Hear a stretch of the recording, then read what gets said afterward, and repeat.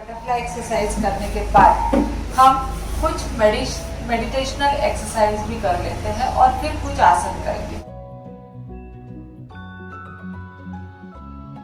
ठीक है, meditation exercise में पहले तो हमारे आज्ञा चक्र और सहस्रार चक्र को हमें स्टिमुलेट करना है। ठीक है, तो उसके लिए क्या करेंगे हम ऐसे अर्ध पद्मासन में या तो स्वस्तिकासन में या पद्मासन में बैठ जाएंगे और फिर इस प्रकार से हाथ जो है वो पीछे लेना।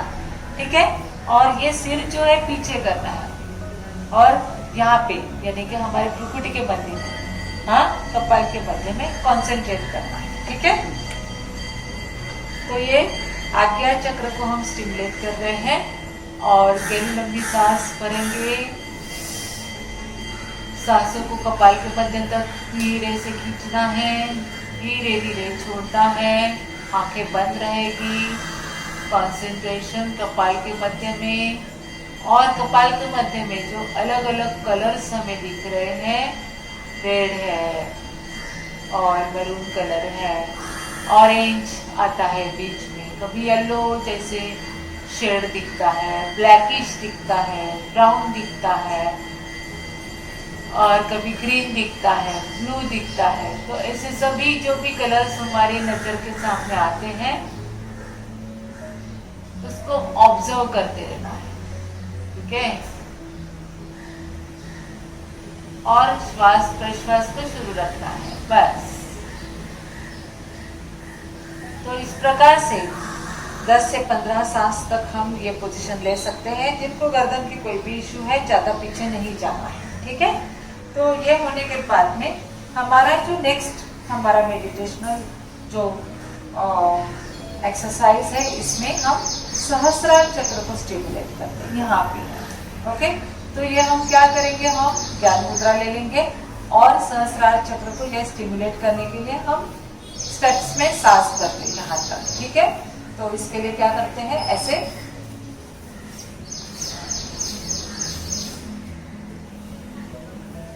गहरी लंबी सांस स्टेप्स में भरेंगे हम और धीरे धीरे छोड़ेंगे।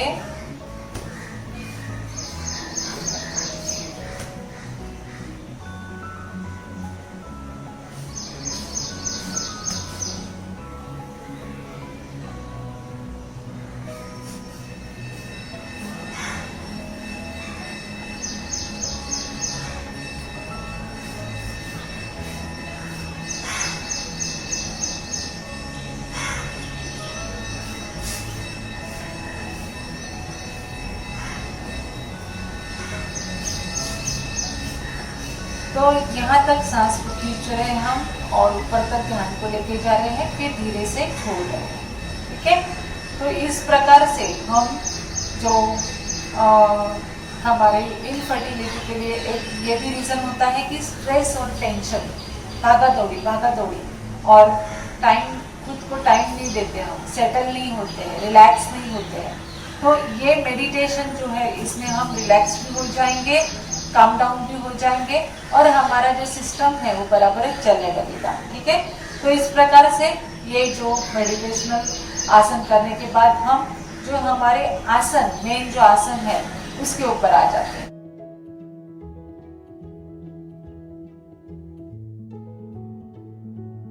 इसमें क्या करते हैं, पहले तो हमारे जो योग मुद्रा जो है उसको कर लेंगे। यहाँ पे हम स्वस्तिकासन में बैठते हैं। ओके, बैठेंगे, आराम से चलेगा। इसके बाद हमें जो है हाथ को पीछे लेना है। ठीक है, फिर सांस भरेंगे हम, बड़ी लंबी सांस भरेंगे और सांस छोड़ते हुए हमें लेफ्ट को टर्न करना है ऐसे। ठीक है, तो हमारा जो सिर जो है नीचे गया है, सिर को अच्छे से स्टिमुलेशन मिल रहा है। हमारी जो लोअर एब्डोमेन है इसका भी काफी गहरा स्टिमुलेशन और उसके ऊपर प्रेशर पड़ रहा है। हमारे ओवरीज का जो प्लेस है वहाँ पे भी काफी गहरा प्रभाव पड़ता है। ठीक है, तो ये हो गया। इसके बाद हम दूसरे बाजू से करेंगे, सांस भरेंगे और छोड़ते वक्त स्लोली हमें जाना है राइट की तरफ, ठीक है। तो राइट में हमने यहाँ पे सिर को नीचे लगा दिया है, सिर को काफी अच्छा सर्कुलेशन मिल रहा है, साथ ही साथ हमारे राइट ओवरी के ऊपर भी काफी अच्छा प्रभाव पड़ रहा है, ठीक है। इसी प्रकार से हम सेंटर में भी करेंगे, सांस करेंगे और सेंटर में जाते हैं नीचे, तो ये वज्रासन में बैठकर भी कर सकते हैं, ठीक है। तो इस प्रकार से हमने ये एक आसन कर लिया है योग मुद्रा में, ठीक है। इसके बाद में हम जो आसन करेंगे वो है यहाँ पे गोमुखासन। गोमुखासन आपको पता ही है कि इस प्रकार से गाय के मुख के जैसे हम यहाँ पे आकार बना लेते हैं, ओके। इसके लिए इसको गोमुखासन कहते हैं। गोमुखासन में इस प्रकार से जो है गायनिक इश्यूज ठीक करने के लिए गोमुखासन ये बहुत ही बढ़िया आसन है। तो जो पैर हमारा नीचे है वो बाजू का हाथ हमें नीचे से ऐसे लेना है और जो पैर ऊपर है वो बाजू का हाथ हमें ऊपर से लेना है और ऐसे होल्ड करना है, ठीक है। तो यहाँ पे जो है हमारे गायनिक इश्यूज के लिए ये बहुत ही बढ़िया आसन है। साथ ही साथ ये आसन से हमारे रीढ़ की हड्डी को भी काफी अच्छा उसका इफेक्ट मिलता है और हमारे स्कैपुला यानी फ्रोजन शोल्डर वगैरह ऐसे कोई भी इशू है तो ये स्कैपुला को भी ठीक रखेगा।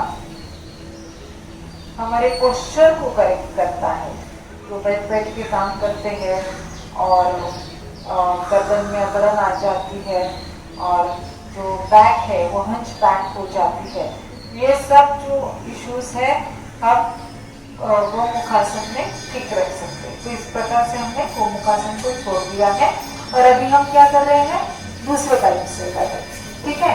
तो दूसरे बाजू से हमें ऐसे ही इस प्रकार से दूसरा पैर हमने ऊपर कर लिया है, जो हाथ पैर नीचे है वो बाजू का हाथ हमें नीचे से लेना है ऊपर और फिर दूसरा हाथ हम इस प्रकार से पकड़ते हैं। श्वास प्रश्वास शुरू रहेगा, गहरी लंबी सांस भरनी है, गहरी लंबी सांस छोड़नी है। शरीर की तरफ ध्यान से देखना है, कहाँ पे स्ट्रेच आता है, कौन से भाग पे रिलैक्स लगता है। इस प्रकार से अगर हम ऑब्जर्व करते हुए मेडिटेट करते हुए हमारे शरीर के ऊपर मेडिटेट करते हुए अगर आसन कोई भी आसन करते हैं तो उसका प्रभाव बहुत ही गहरा प्रभाव हमारे शरीर के ऊपर पड़ता है, ठीक है। तो इस प्रकार से हमने जो है गोमुखासन को छोड़ दिया है, ठीक है। इसके बाद और कुछ महत्वपूर्ण आसन है जिसमें हम वक्रासन भी कर सकते हैं। वक्रासन में हम क्या करते हैं, पैर को हमारे राइट लेग को फोल्ड किया है और लेफ्ट हैंड से राइट लेग को पकड़ लिया है। इस प्रकार से पकड़ के हमें पीछे मुड़ना है। तो यहाँ पे हमारे लोअर एब्डोमेन पे काफी अच्छा प्रभाव पड़ता है और हमारी एलोपॉइंटूस वगैरह ऐसे कुछ भी ब्लॉक रहेगी तो ये खुलने में बहुत ही अच्छी मदद मिलती है। यह है वक्रासन।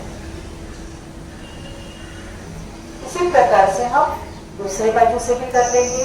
दूसरा पैर यानी लेफ्ट लेग को फोल्ड किया है हमने और राइट हैंड से लेफ्ट लेग को पकड़ लेंगे, हम पीछे देखेंगे, काफी अच्छा ट्विस्ट प्रेशर मिल रहा है हमें।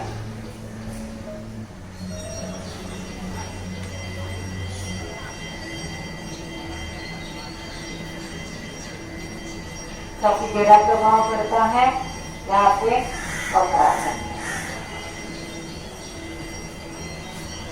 इस प्रकार से जो वक्रासन करने के बाद मत्स्येंद्रासन करना ही उतना ही बहुत जरूरी है। तो मत्स्येंद्रासन में हम क्या करते हैं, पैर को इस प्रकार से उठा के हमारे दूसरे पैर के बाजू में रख देते हैं, ठीक है। अभी हम अपोजिट हैंड को उठाएंगे यानी कि राइट लेग हमारा खड़ा है तो लेफ्ट हैंड को उठा के इसको ऐसे पकड़ लेंगे और पीछे लेंगे। काफी अच्छा ट्विस्ट मिल रहा है। हमारे बैक रीजन के लिए भी बहुत ही अच्छा इसका गहरा प्रभाव पड़ता है। हमारे स्पाइन को अच्छे से ट्विस्ट होने के कारण हमारा स्पाइन भी मजबूत हो जाता है, फ्लेक्सिबल हो जाता है, ठीक है। तो इस प्रकार से हमारा ये यहाँ पे बहुत ही फायदा होता है। अभी ऐसे ही हमें क्या करना है, दूसरे पैर को फोल्ड करना है और दूसरा पैर इस प्रकार से, देखिए लेफ्ट लेग खड़ा है हमारा, राइट लेग के बाजू में रखा है, राइट हैंड से लेफ्ट लेग को पकड़ना है और पीछे देखना है। यस, ये बड़ी से नीचे, हाँ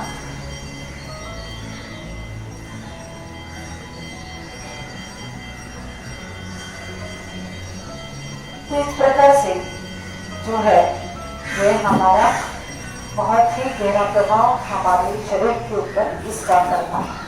ठीक है, तो इसमें अर्ध मत्स्येंद्रासन जो है ये भी कर लेंगे हम। अर्ध मत्स्येंद्रासन में हम क्या करते हैं, लेफ्ट लेग को फोल्ड किया है, राइट लेग को खड़ा रखा है, लेफ्ट के घुटने के सामने खड़ा रखा है। अभी राइट हैंड हम लेंगे और इस प्रकार से पकड़ते हुए हमें जो है ये दूसरा हाथ जो है ये कमर पे अंदर डाल दिया है और जितना हो सकता है पीछे हमें मोड़ना है।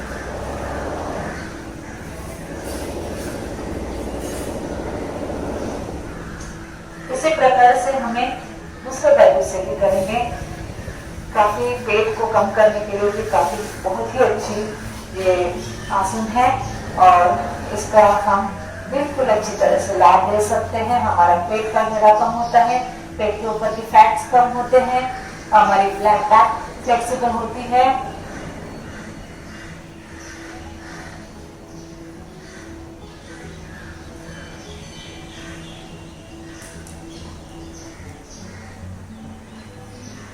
और हमारे रिप्रोडक्टिव सिस्टम पे गहरा इसका असर होता है। ठीक है, इसके बाद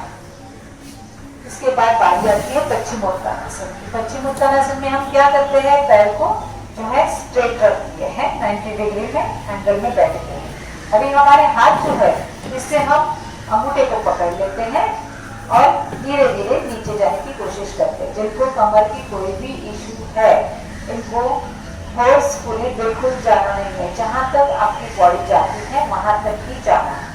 ठीक है, तो पश्चिमोत्तानासन ये आसन भी हमारे यूट्रस और ओवरीज को स्टिमुलेट करता है। बायोलॉजिकली रिप्रोडक्टिव सिस्टम को काफी अच्छा गहरा स्टिमुलेशन इससे मिलता है। तो धीरे धीरे नीचे जाने की कोशिश कर रहे हैं हम और हमारे जो है ये हमारे जो एल्बो है, हाथ के एल्बो, इसको जमीन को लगाने की कोशिश की ऐसे। ठीक है, तो हमारे घुटने जो है वो स्ट्रेट रहेंगे और इस प्रकार से हम नीचे जाते हैं। ये हो गया हमारा पश्चिमोत्तानासन। पश्चिमोत्तानासन करने के बाद हम करते हैं खड़े हो जाएंगे घुटने के ऊपर और करते हैं अर्धचंद्रासन को। ठीक है, तो अर्धचंद्रासन में हम क्या करते हैं कि इस प्रकार से खड़े हो जाते हैं और फिर पीछे जाएंगे। अर्धचंद्रासन में क्या होगा कि हमारे थायराइड और पैराथायराइड ग्लैंड को अच्छी तरह से स्टिमुलेशन मिलता है, साथ ही साथ हमारा आज्ञा चक्र ये भी स्टिमुलेट होता है। ठीक है, तो इस प्रकार से हम पीछे जाएंगे।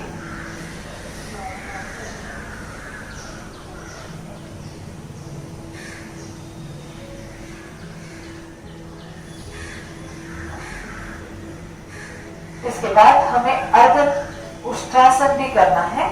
तो यहाँ पे हमने कमर पे हाथ रख दिए और फिर पीछे जितना हो सकता है उतना जाना है।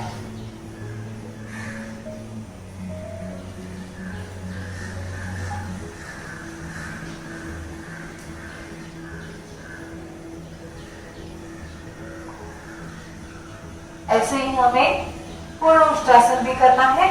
पूर्ण उष्ट्रासन में हम एक हाथ को लगा देंगे और फिर दूसरे हाथ से इसको दूसरे पैर को पकड़ देंगे और नीचे जाएंगे।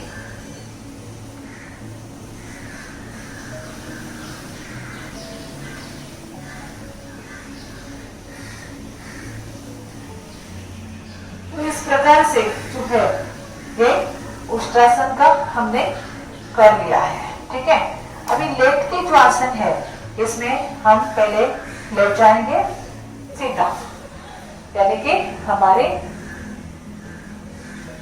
जो है फीट के बल हम लेट जाएंगे। देख लीजिए सिर्फ, हाँ, ये आसन हमारे घुटने के लिए भी अच्छा है, कमर के लिए अच्छा है और कंदरासन या सेतुबंधासन, ठीक है, या ब्रिज पोज इसको बोलते हैं। तो इसमें क्या करना है, हमें बॉडी को ऊपर उठाना है, ठीक है। तो इसमें हम सांस को भरते हैं, बॉडी को ऊपर उठाते हैं, बॉडी को ऊपर उठाते हुए हमें ब्रीदिंग को नॉर्मल रखनी है और इसके बाद में सांस को छोड़ते हुए नीचे आना है, ठीक है।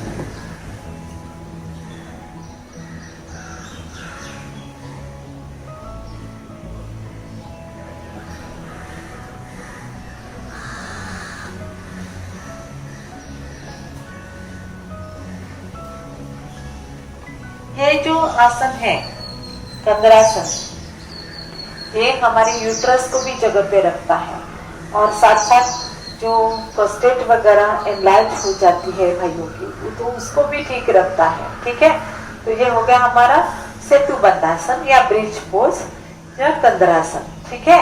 तो इसके बाद में हम चक्र नंबर, हमारा जो है 5 नंबर का जो चक्र विशुद्ध चक्र, इसको स्टिमुलेट करने के लिए हम एक और एक्सरसाइज करेंगे जिसमें हम सांस भरते हैं और सांस को छोड़ते हुए हमारे गर्दन को लेफ्ट की तरफ टर्न करते हैं।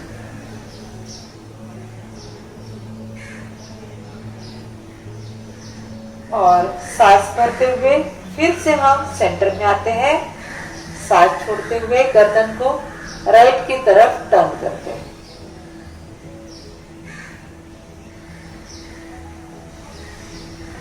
सेम वे रिपीट करते हैं हम।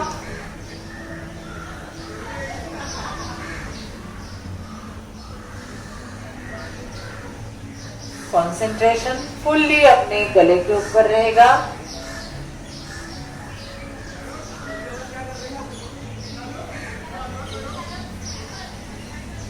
गहरी लंबी सांसों के साथ जो सिंक्रोनस मूवमेंट है गर्दन की, सांस छोड़ते हुए वो बराबर कर रहे हैं हम।